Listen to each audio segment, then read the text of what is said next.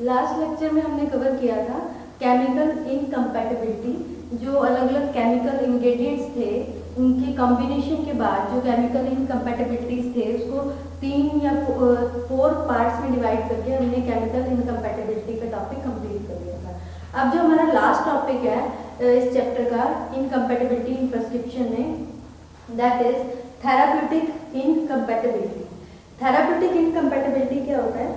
ये जो इनकम्पैटिबिलिटी होती है ये ना ही फिजिकल मेथड से होती है ना ही केमिकल रिएक्शन के कारण होती है। ये केमिकल इनकम्पैटिबिलिटी, ये थेराप्यूटिक इनकम्पैटिबिलिटी किसके कारण होती है?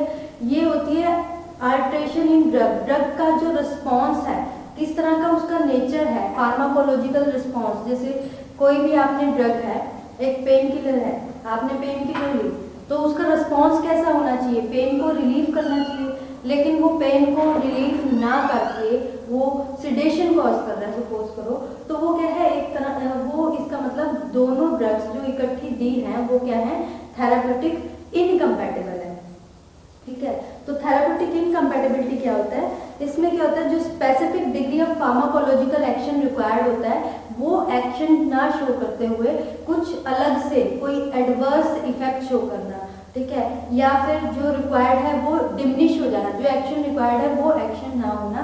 किसके कारण? जब दो इस तरह की ड्रग का कॉम्बिनेशन हो जो कि आपस में कंपैटिबल नहीं है, उनको क्या करेंगे, क्या कहेंगे? थेराप्यूटिक इनकम्पैटिबल, क्योंकि वो आपस में कंपैटिबल नहीं है। एक दूसरे के जो इफेक्ट, अगर कॉम्बिनेशन में कई बार कहा जाता है, डॉक्टर प्रिस्क्राइब करता है कि इसको 1 घंटे पे, तो कोई भी 2 या 3 ड्रग्स हैं, ऐसा बोलता है कि 1 घंटे के गैप में लेनी है, 2 घंटे के गैप में लेनी है। तो वो क्यों? क्योंकि थेराप्यूटिक इनकम्पैटिबिलिटी के कारण वो आपस में 2 ड्रग्स होती हैं वो कंपैटिबल नहीं होती, क्योंकि वो एक दूसरे के फार्माकोलॉजिकल एक्शन को या तो डिमिनिश करती है या फिर इकट्ठी कॉम्बिनेशन में वो क्या करती हैं? एडवर्स इफेक्ट प्रोड्यूस करती है। उसको कहते हैं थेराप्यूटिक इनकम्पैटिबिलिटी। इससे क्या होती है, जो nature and intensity of action produced is different. इससे क्या होता है? Therapeutic incompatibility cause nature and intensity, जो नेचर और इंटेंसिटी है ऑफ एक्शन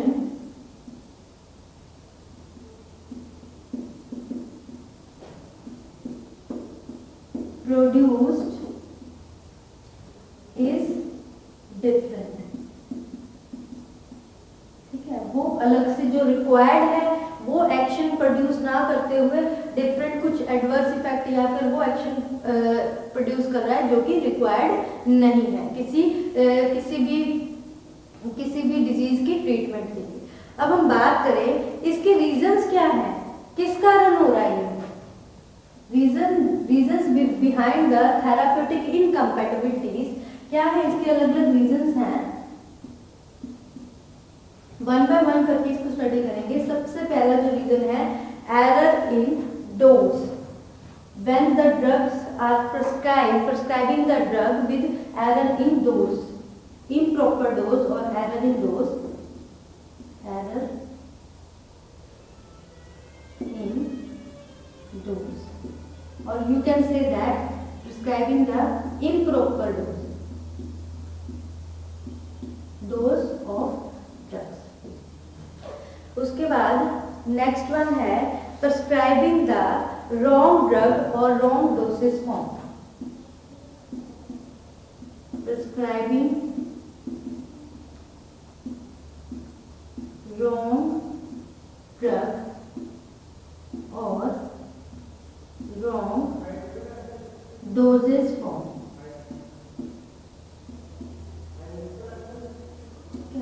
नेक्स्ट जो रीजन है behind this, prescribing the contraindicated drugs, prescribing the contraindicated drugs, synergistic and antagonistic drugs, synergistic, prescribing the synergistic and antagonistic,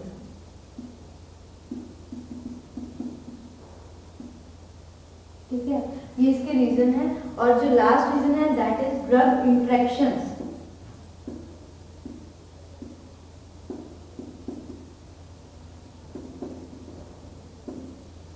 ठीक है, one by one करके हम इन reasons को स्टडी करेंगे। द थेराप्यूटिक इनकम्पैटिबिलिटी किसके कारण होती है, ये 5 रीजंस है। That is error in doses form prescribe, जब भी कोई प्रिस्क्रिप्शन में एक डोज का एरर हो जाता है, यानी इम्प्रॉपर डोज हो जाती है, तब होता है थेराप्यूटिक इनकम्पैटिबिलिटी हो जाती है between the drugs. Prescribing the wrong dose और wrong doses form, wrong drug या फिर रॉन्ग डोजेस फॉर्म प्रिस्क्राइब करने के कारण। नेक्स्ट जो रीजन है वो है prescribing the contraindicated drugs, contraindicated drugs को प्रिस्क्राइब कर दिया। ठीक है, प्रिस्क्राइबिंग जो फोर्थ रीजन है that is prescribing the synergistic and antagonistic drugs. Next है जो हमारा लास्ट, ड्रग इंट्रैक्शंस। ठीक है, ये रीजंस होते हैं थेराप्यूटिक इनकम्पैटिबिलिटी के। अब इसको वन बाय वन करके हम स्टडी करेंगे। First of all error in dose और by prescribing the improper dose. Improper dose की बात करें, जो डोज होती है ना वो बहुत ही इम्पोर्टेंट रोल प्ले करती है। ठीक है, किसी भी पर्टिकुलर डिजीज के ट्रीटमेंट में। ठीक है, डोज क्या होती है, जैसे अब एक सिरप का ही एग्जांपल ले लेते हैं। एक सिरप है, ठीक है, वही सिरप किसी अडल्ट को अगर दिया जाता है तो वो उसको उसकी जो अमाउंट है उसको 10 ml के लिए बोल दिया जाता है। अगर वो छोटा बच्चा है, उसके लिए इन्फेंट है, तो उसके लिए उसकी अमाउंट हाफ हो जाती है 5 ml के लिए। तो डोज बहुत इंपॉर्टेंट रोल प्ले करते हैं। क्यों? अकॉर्डिंग टू किस तरह का वो थेरेपेटिक रिस्पॉन्स चाहिए, उसके अकॉर्डिंग एज, अलग अलग फैक्टर्स हैं इससे रिलेटेड। ठीक है, तो इसमें क्या होता है, जो डोज होती है ना वो बहुत ही इम्पॉर्टेंट होती है किसी भी पर्टिकुलर डिजीज को ट्रीट करने के लिए। अगर डोज लो या हाई हो जाती है तो उससे क्या होती है, टॉक्सिसिटी भी हो सकती है और वो एडवर्स इफेक्ट भी शो कर सकती है ऑन डोज के हाई या लो डोज। अगर डोज हाई हो गई तो इट में कॉज टॉक्सिसिटी और you can say that adverse effect, means जो इफेक्ट चाहिए वो इफेक्ट ना शो करते हुए वो उसको एडवर्स इफेक्ट शो कर रही है।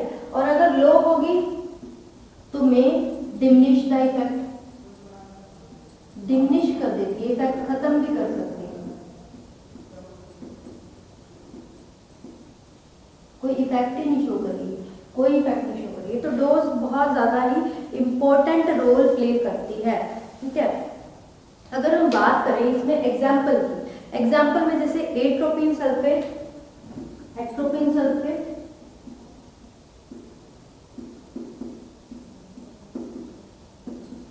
फिनो बार्बिटोल। ठीक है, इसका एरर इन डोजेस फॉर्म में इसका एग्जाम्पल है एट्रोपिन सल्फेट, फिनोबार्बिटोल, एस्प्रिन। ये एक प्रिपरेशन है 0.005। ठीक है, और जो फिनोबार्बिटोल है 0.015। एस्प्रिन है, इसकी अमाउंट है 0.300। ये एक प्रिपरेशन है।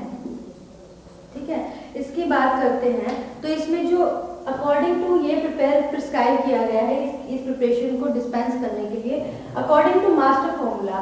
ठीक है, ये जो फॉर्मुलेशन है ये 2 mg से ज़्यादा है, लेकिन जो एट्रोपिन सल्फेट की जो रिकमेंडेड डोज है वो 2 mg पर कैप्सूल होनी चाहिए। इसके अकॉर्डिंग अगर हम इसका एडअप करेंगे तो ये मोर देन 2 mg बनेगा। ठीक है, तो इट मीन्स इसकी डोज क्या हो रही है, ओवरडोज हो रही है। ठीक है, विच इज थेराप्यूटिकली इनकम्पैटिबल। तो अगर इस तरह की सिचुएशन आ जाए, इस तरह से प्रिस्क्राइब किया जाए, इस प्रिपरेशन को डिस्पेंस करने, कंपाउंडिंग को डिस्पेंस करने को कहा जाए, तो ये फार्मासिस्ट की ड्यूटी बनती है कि वो फिजिशियन से दोबारा कंसर्न करे अबाउट रिगार्डिंग दिस इनकम्पैटिबिलिटी को करेक्ट करने के लिए, उसकी ड्यूटी बनती है। इसमें एग्जाम्पल है, हम अगर एक और एग्जाम्पल है कोडीन फॉस्फेट का, एट्रोपिन सल्फेट के बाद वन मोर एग्जाम्पल आपकी बुक में दे रखा है, दैट इज कोडीन फॉस्फेट। जो कोडीन फॉस्फेट है उसको मान लो कुछ भी जो उसका डिस्पेंस करना है, उसकी जो डोज होती है वो 5 mg है। लेकिन अगर इसमें कोडीन फॉस्फेट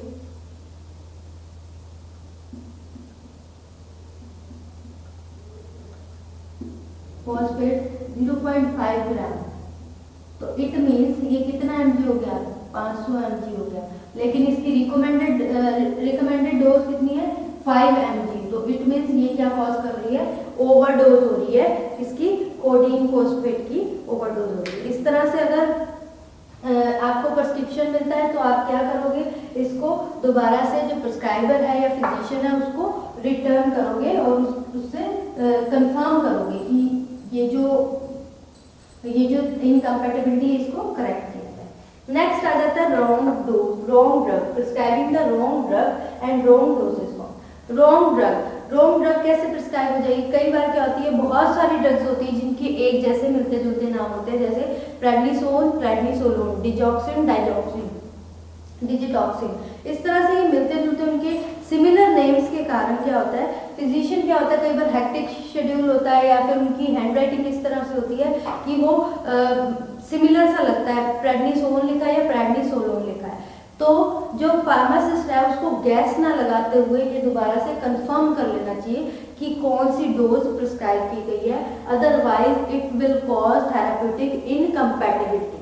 ठीक है, रॉन्ग डोजेस फॉर्म, कई बार क्या होती है डोजेस फॉर्म गलत कैसे लिखी जाती है। अब हर चीज जैसे फॉर एग्जांपल डाइक्लोफिनेक सोडियम, ये टैबलेट फॉर्म में भी अवेलेबल होती है, पेरेंटल फॉर्म में इसके इंजेक्शंस भी आते हैं। अब अगर मान लो डोजेस फॉर्म ही मेंशन नहीं कर रखी तो खुद गैस लगाने की बजाय पूछना चाहिए, क्योंकि कई बार क्या होता है क्विक एक्शन चाहिए होता है तो पेरेंटल रिकमेंड करता है, तो प्रिस्क्राइबर क्या रिकमेंड करता है, पेरेंटल डोजेस फॉर्म रिकमेंड करता है। और अगर मान लो मेंशन ही नहीं है तो डोजेस फॉर्म फार्मासिस्ट अगर अपनी मर्जी से वो टैबलेट फॉर्म अवेलेबल करवा लेगा, सॉलिड डोजेस फॉर्म उसको जो प्रिस्क्राइबर को विदाउट कंसर्न करके उसको जो पेशेंट है उसको वही दे देगा, तो फिर that will cause therapeutic incompatibility. ठीक है, तो ये हमारा हो गया second, prescribing the wrong drug और रॉन्ग डोजेस फॉर्म। कि बहुत सी ऐसी ड्रग्स होती हैं, जैसे आपको एग्जांपल दिया प्रेडनिसोन एंड प्रेडनिसोलोन, इस तरह से। उसके बाद जो नेक्स्ट आ जाता है हमारा थर्ड वन, जो रीजन है इसका वो है Contra indicated drugs. Contra indicated, जो कुछ ऐसी डिजीज होती है, पर्टिकुलर डिजीज होती है, उसमें वो अगर दे दी जाए तो वो क्या करती है, एडवर्स इफेक्ट करती है, एलर्जी कॉज कर सकती है, मे बी टॉक्सिसिटी भी कॉज कर सकती है। तो वो ड्रग्स क्या होती हैं, कॉन्ट्रा इंडिकेटेड, यानी पर्टिकुलर उन पेशेंट्स को वो ड्रग्स नहीं दे सकते ड्यू टू वो क्या कॉज कर सकती है, एलर्जिक रिएक्शंस के कारण। ठीक है, तो पर्टिकुलर डिजीज में पर्टिकुलर पेशेंट को, जो एलर्जिक पेशेंट है उनको कॉन्ट्राइंडिकेटेड ड्रग्स नहीं दी जाती। ये तो इंट्रोडक्शन होगी भी कॉन्ट्राइंडिकेटेड ड्रग्स होती क्या है। उसके बाद बात करें इसके एग्जाम्पल के, तो बहुत सी जैसे कॉर्टिकोस्टेरॉइड्स होती है, वो क्या होती है, कॉन्ट्राइंडिकेटेड होती है। जिन पेशेंट्स को पेप्टिक अल्सर की प्रॉब्लम होती है उनमें कॉर्टिकोस्टेरॉइड्स नहीं दिया जाता।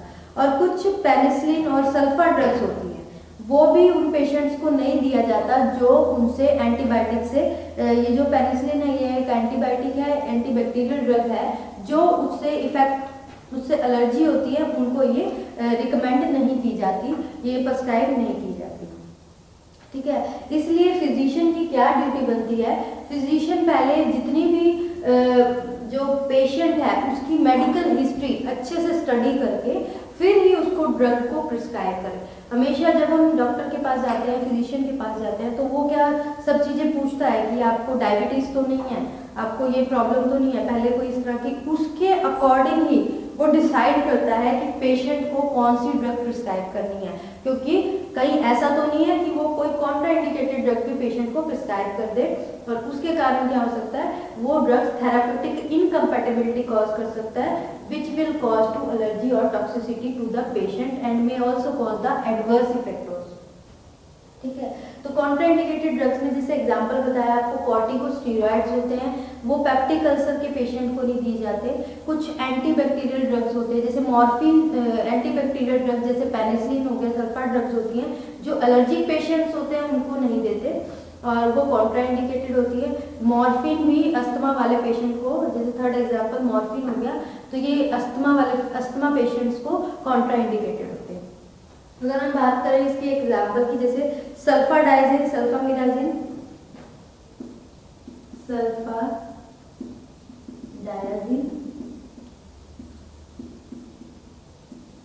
सल्फामिराजिन,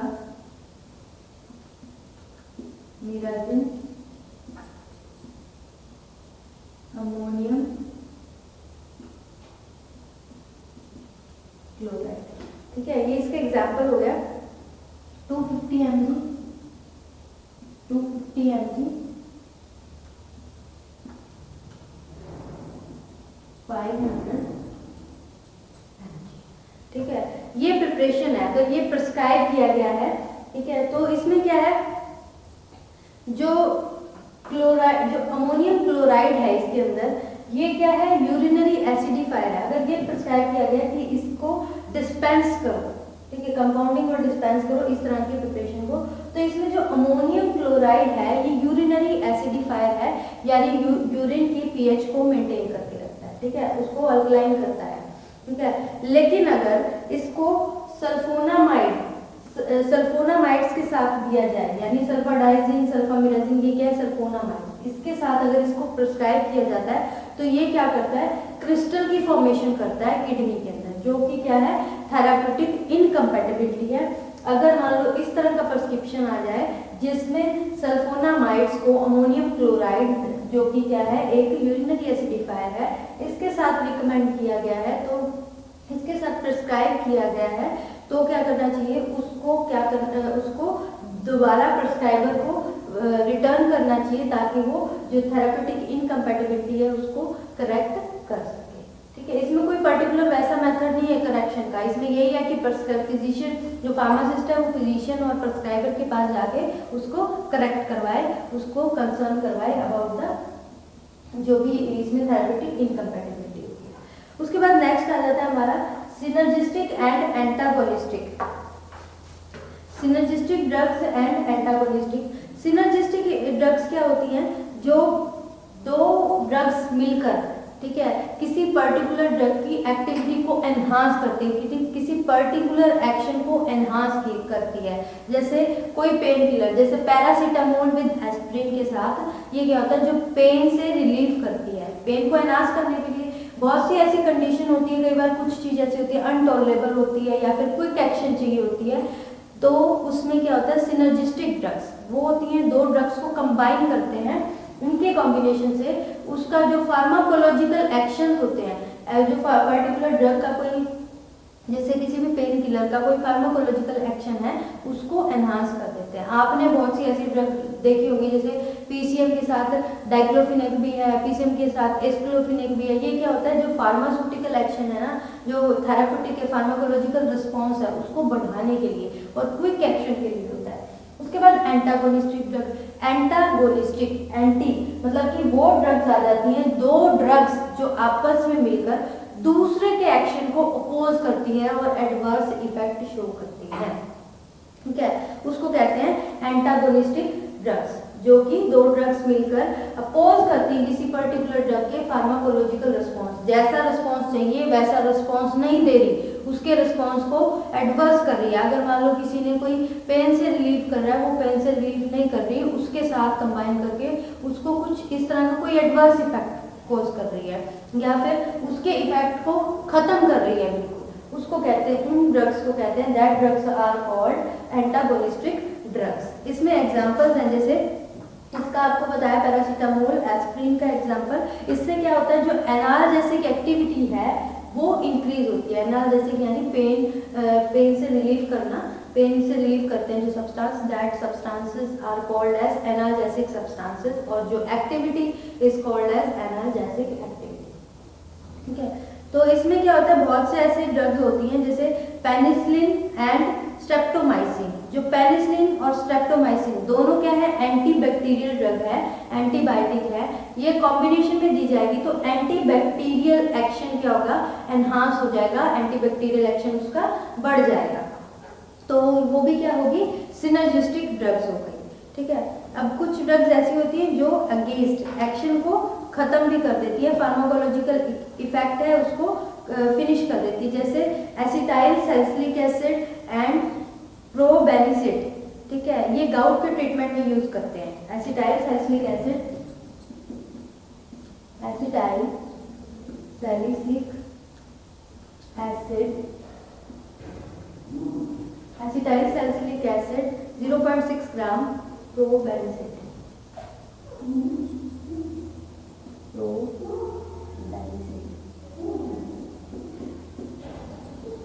और जो प्रोबेनिसिड है वो 0.5 ग्राम।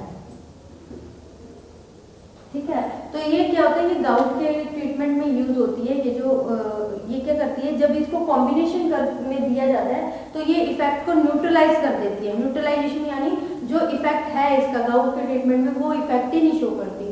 तो ये क्या है, एंटागोनिस्टिक, यानी इसने क्या किया, एसिटाइल सैलिसिलिक एसिड की इफेक्ट को क्या कर दिया, खत्म कर दिया। तो इसमें क्या करेगा, प्रिस्क्राइबर जो फार्मासिस्ट है वो इसको करेक्ट करवाएगा प्रिस्क्राइबर को, ये जो प्रिस्क्राइबर को इस कॉम्बिनेशन के रिगार्डिंग बता के कि ये that combination, this combination is therapeutic incompatible, pharmacological response को खत्म कर देगा जो कि गाउट के ट्रीटमेंट के लिए रिक्वायर्ड है। ठीक है, उसके बाद जो हमारा लास्ट आ जाता है दैट इज ड्रग इंटरेक्शंस। इसमें क्या होती है, जो ड्रग इंटरेक्शन में जो ड्रग प्रिस्क्राइब की गई है वो क्या है, रॉन्ग डायरेक्शन के साथ, यानी the effect of one drug alter the, उसके जो इफेक्ट है ना दूसरे ड्रग के इफेक्ट को चेंज कर देती है। ठीक है, जैसे इसमें एग्जांपल है एसिटोफेनिसिटिडीन, एसिटोफेनिटिडीन। ठीक है, इसको एसिटाइल सैलिसिलिक एसिड के साथ जब देते हैं, ये क्या होता है, ये दोनों क्या है, एनाल्जेसिक है, लेकिन जो एसिटोफेनिटिडीन है ये क्या करती है, ये सीएनएस डिप्रेसेंट है। ठीक है, मतलब कि एक पर्टिकुलर क्या है, उसके जो एक्शन है, ठीक है, उसके एक्शन को खत्म ही कर देती है। ठीक है, उसके बाद एग्जांपल है इसमें टेट्रासाइक्लिन हाइड्रोक्लोराइड। ठीक है, जो टेट्रासाइक्लिन हाइड्रोक्लोराइड है उसका जो एक्शन है, ड्रग इंटरेक्शन में ही वैसे यही बता रखा है कि आपका पर्टिकुलर चीज, पर्टिकुलर ड्रग, किसी पर्टिकुलर ड्रग के साथ या मील्स के साथ उसके इफेक्ट को क्या कर देती है, बिल्कुल डिमिनिश, खत्म कर देती है। जैसे आपको कई बार बहुत इस तरह से प्रिस्क्राइबर जो फिजिशियन है वो प्रिस्क्राइब करता है कि पर्टिकुलर ड्रग है, आपने खाना खाने से पहले लेनी है या खाना खाने के 1 घंटे बाद लेनी है, खाने के साथ नहीं लेनी, इसको मिल्क के साथ नहीं लेना। ठीक है, इसको सिंपल वाटर के साथ लेना। इस तरह से क्यों बोला जाता है, क्योंकि वो ड्रग इंटरेक्शन हो जाती है, ड्रग इंटरेक्ट कर देती है और उसकी इफेक्ट को बिल्कुल फिनिश कर देती है। जैसे टेट्रासाइक्लिन का एग्जांपल हो गया, जो टेट्रासाइक्लिन है वो इनएक्टिवेट हो जाता है बाय कैल्शियम से।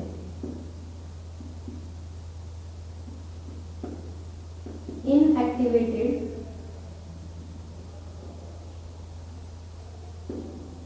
बाय कैल्शियम से इनएक्टिवेट हो जाता है। तो इसको ये हमेशा प्रिस्क्राइब किया जाता है कि टेट्रासाइक्लिन ड्रग्स हैं जो टेट्रासाइक्लिन कैटेगरी में आती है, ये आपको सारी ये जो कैटेगरीज है ना, contraindicated, corticosteroid, tetracycline, antibacterial drugs, ये आप सारा डिटेल में पढ़ोगे ये क्या होती है, इसकी क्लासिफिकेशन फार्माकोलॉजी में और मेडिसिनल केमिस्ट्री में, उसमें सारा डिटेल में पढ़ोगे। तो ये इनएक्टिवेट होती है कैल्शियम, हम कर रहे थे बात टेट्रासाइक्लिन की, जो कि इनएक्टिवेट होता है। इसका मतलब कि इनएक्टिवेट होना, इसका फार्माकोलॉजिकल एक्शन खत्म हो जाना, ये किससे होता है, कैल्शियम से।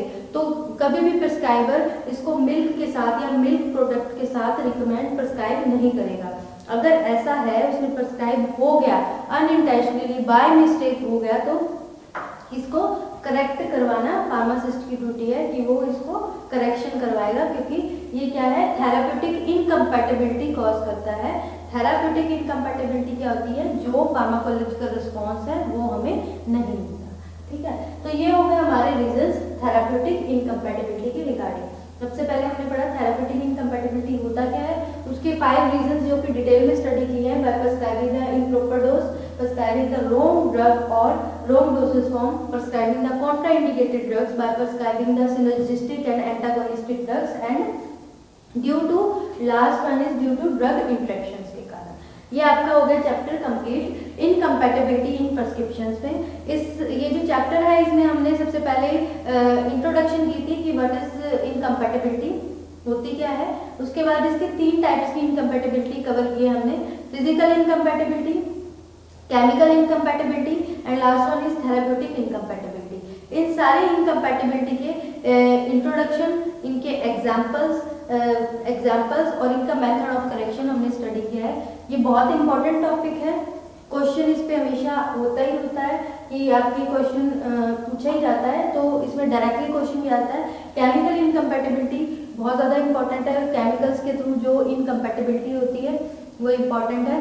तो ये सारा चैप्टर ही अच्छे से प्रिपेयर कर लेना, क्योंकि ये चैप्टर बहुत इंपॉर्टेंट है और ज़्यादा मुश्किल भी नहीं है। इसमें एग्जाम्पल्स, विदाउट एग्जाम्पल्स मत करना, एग्जाम्पल्स सबकी याद करना कि पर्टिकुलर इनकम्पैटिबिलिटी का क्या एग्जाम्पल है और उसका मेथड कौन सा यूज़ किया गया है उसको करेक्ट करने का, ठीक है। तो आपका ये जो चैप्टर 2 है थेराप्यूटिक इनकम्पैटिबिलिटी, ये कंप्लीट हो गया। नेक्स्ट लेक्चर में हम कवर करेंगे पोस्टोलॉजी, आपका जो थर्ड चैप्टर है, थर्ड टॉपिक है, थर्ड चैप्टर पोस्टोलॉजी, नेक्स्ट लेक्चर में करेंगे। अभी आपका इतना ही। Thank you students.